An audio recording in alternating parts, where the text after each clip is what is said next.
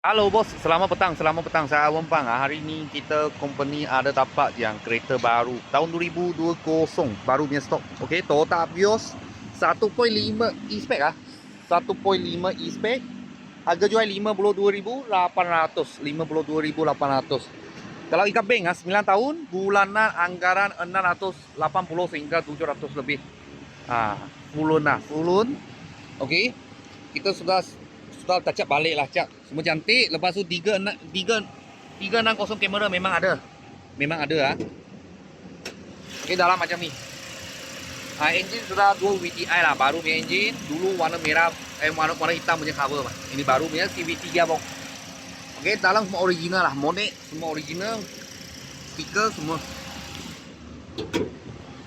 Okey, harga jual 52,800. Kalau nak buat itu okey, tie lock pun boleh juga. Kena top up lah, kena top up. Okey, dalam macam ni. Dia e-spec, dia low spec dia low spec. Dia punya leather tak ada. Dia pakai tak silap kain lah, nak kantara kain. Okey, push start button ada. Mileage 124,000. Servis pada Toyota. Okey, original punya touchscreen player lah. Original punya touchscreen player. Reverse camera semua ada 360 kamera semua ada. Okey, belakang macam ni. Tahun 2020 tahun 2020 Toyota Vios Jerung 1.5 e-spec.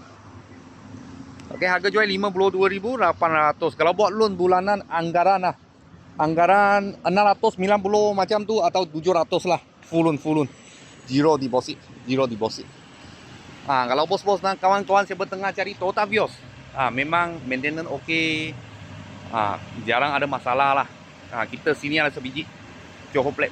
Kalau ada apa murah-murah kita, saya akan video lagi. Thank you bos. Thank you.